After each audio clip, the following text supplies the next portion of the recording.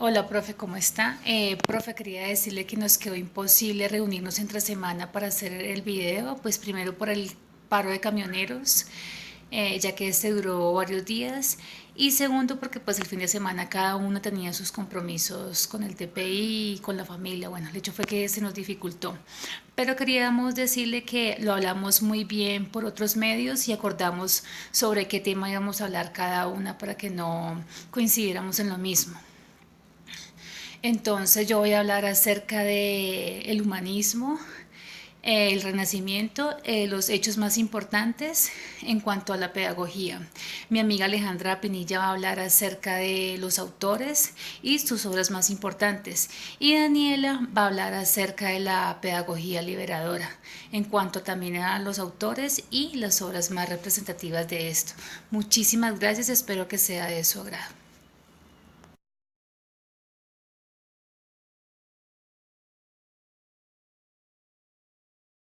Mismo pedagógico del siglo XV y XVI.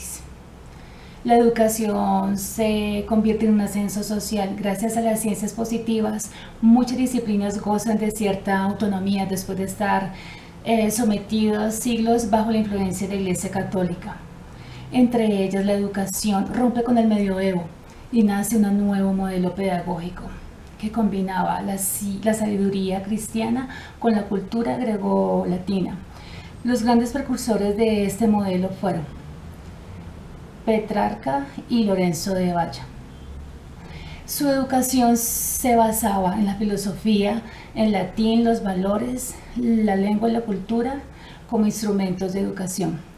La educación no se basaba en la acumulación de conocimientos, sino que buscaba la sabiduría. El eje pedagógico era buenas letras, la enseñanza elemental, la lectura, la escritura, estudio de las artes liberales, la dialéctica y la retórica. Los estudios superiores se basaban en el griego y en el latín. El humanismo ayudó a que naciera un nuevo orden intelectual. El niño no era concebido ya como un sujeto de adiestramiento, sino como un modelo de educación. Se disculpaban los errores de los niños y de los jóvenes. El rol de la mujer era el de madre, esposa, administradora del hogar y maestra. Erasmus propuso la educación superior para los jóvenes talentosos y esos conocimientos estuvieran al servicio de la comunidad. El maestro era concebido como un ser espiritual. Este debía de tener paciencia para adaptarse al ritmo de los estudiantes. Se utilizaba la tertulia como medio de intercambio de ideas. El fin de la educación era alcanzar la virtud, la sabiduría y la práctica del buen ciudadano. El humanismo buscaba que el hombre tomara conciencia de sí mismo para así mismo implementar sus capacidades intelectuales.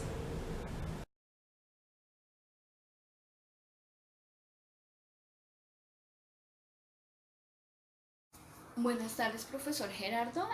Como lo mencionó mi compañera al inicio del video, yo voy a hablar sobre algunos representantes. El primero de ellos fue Leonardo da Vinci. Él fue un filósofo, anatomista, pintor y arquitecto del Renacimiento.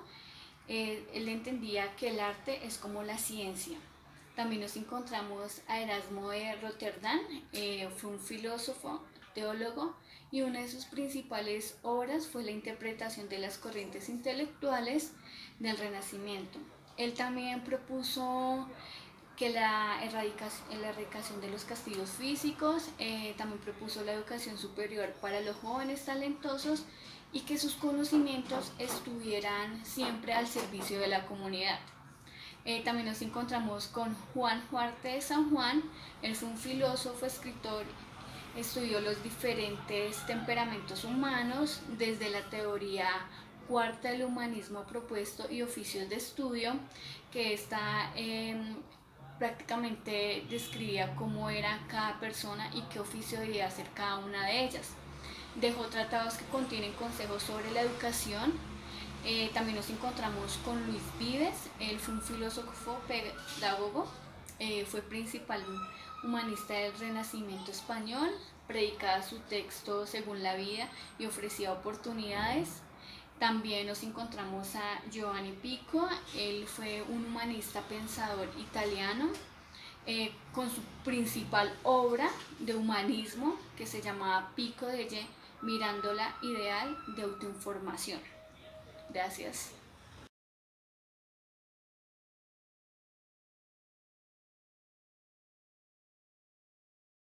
Siguiendo con los autores, encontramos a José Martí.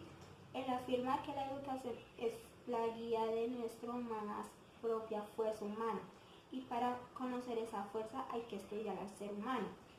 La educación es el crecimiento del ser humano cuando se aprende algo. La educación nos humaniza y es el fin de la educación en el ser humano. Martín protesta por algunas formas de educar que demuestra en el ser humano, como es el sistema educativo convierte al hombre en mulo oveja. Esto significa que el hombre se limita solamente a trabajar y pierde su esencia. La educación brinda al ser humano la llave del mundo. La educación para la vida y es fundamental para el aprendizaje. La educación nos da los medios para resolver problemas. Otro autor que encontramos es a Eugenio María de Hostos. Fundó la primera escuela normal de la pedagogía para preparación de maestros en 1880 en la República Dominicana. Hostos se desempeñó como profesor en la Universidad Central de Chile. Hacía conferencias de la igualdad de los derechos de la mujer y el acceso a la educación plena. Fue rector en dos colegios, uno fue en el Liceo Chayán en Chile y el otro en el Liceo Miguel Luis en Santiago de Chile. Otro autor que encontramos es a José Carlos Ategui. La verdadera escuela para Ategui fue el periodismo, es decir, que el periodismo como proceso del conocimiento que oculta la verdad. Él también dice que otra escuela para él era la calle, donde él aprende sobre las vivencias, lo que él observa. Y su segunda escuela fue en Europa, más que todo en Italia, en la coyuntura de la crisis civilizatoria. Para concluir, la historia tiene grandes hombres de la humanidad que han aportado en la educación elementos fundamentales para el ser humano. Los diferentes autores nos aportan en la educación desde la pedagogía, la metodología y la estrategia para hacer la escuela en el sitio de formación humana. Gracias.